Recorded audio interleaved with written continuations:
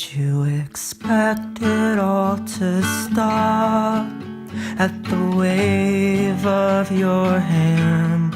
Like the sun's just gonna drop.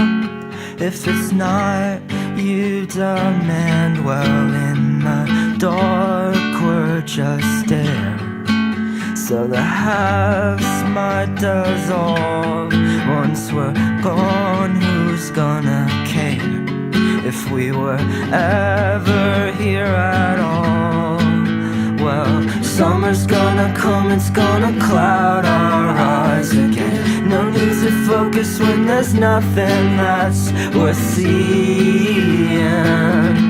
So we trade liquor for blood in an attempt to tip the scales. I think you lost what you loved in that mess of details. They seem so important at the time, but now you can't even recall any names, faces, or lines. It's more the feeling of it all. Well, when it's gonna end, I'm gonna clean these veins again. So close to dying that I finally can start living. Alright.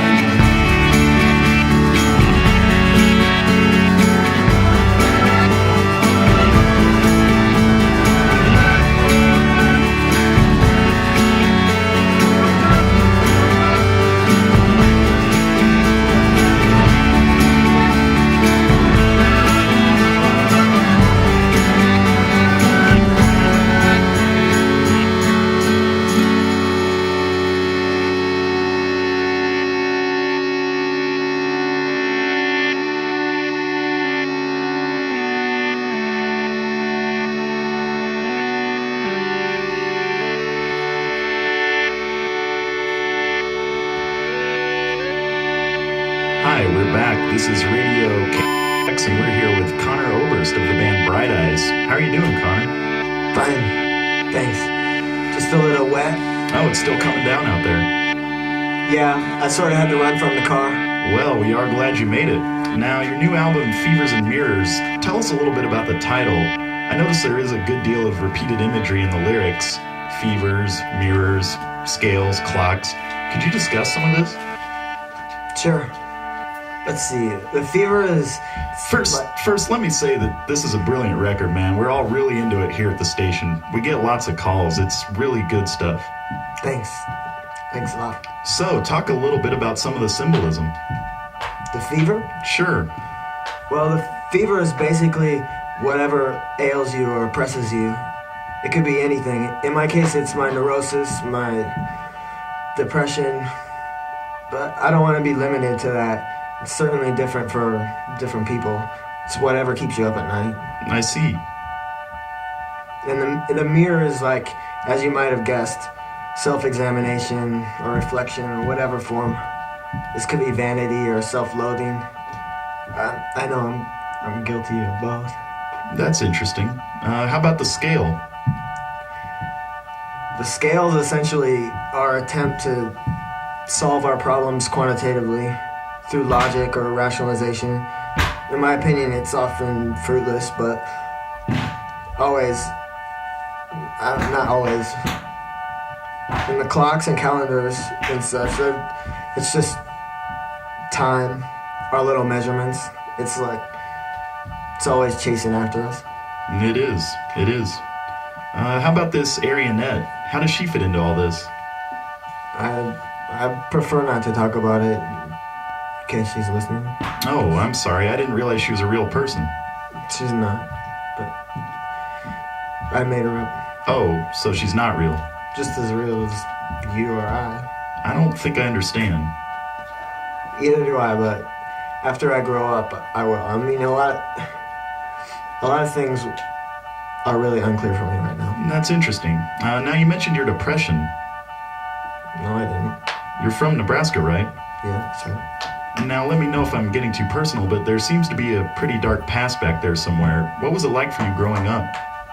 Dark? Not really. Actually, I had a great childhood. My parents are wonderful. I went to Catholic school. They had money, so it was all easy.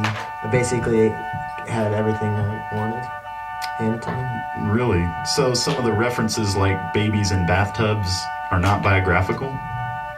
Well, I did have a brother who died in a bathtub. Drowned. Actually, I have 5 brothers that died that way. No, I'm serious. My mother drowned one every year for 5 consecutive years. They're all named Patrick, so they all got one song. It's kind of like walking out the door to discover it's a window. But your music is certainly very personal. Of course, I put a lot of myself into what I do, but it's like being an author. You have to free yourself to use symbolism and allegory to reach your goal. And a part of that is compassion, empathy for other people and their situations. Some of what I sing about comes from other people's experiences as well as my own. It shouldn't matter. The message is intended to be universal.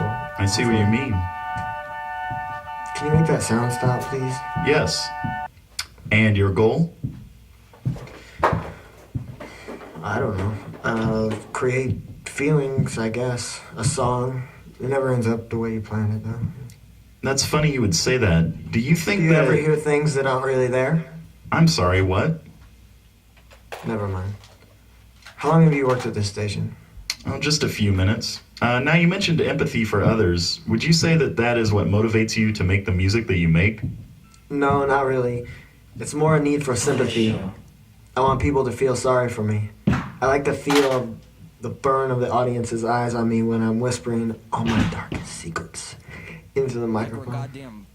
When I was a kid, I used to carry this safety pin around with me everywhere I went in my pocket, and when people weren't paying enough attention to me, I'd dig it into my arm until I started crying. Everyone would stop what they were doing and ask me what was the matter. I guess I kind of like that. Really? You're telling me you're doing all this for attention? No, I hate it when people look at me. I get nauseous. In fact, I could care less what people think about me. Do you feel that? Want to dance? No, I'm feeling sick. I really just want to be warm yellow light that pours all over everyone I love. So, you're gonna play something for us now. Is this a new song?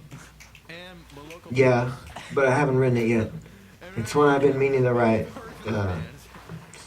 Called A Song to Pass the Time. Oh, that's a nice title.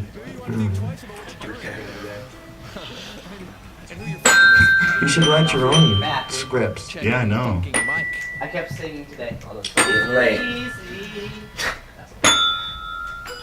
Yeah. I think if I don't do it on this time, I'm going to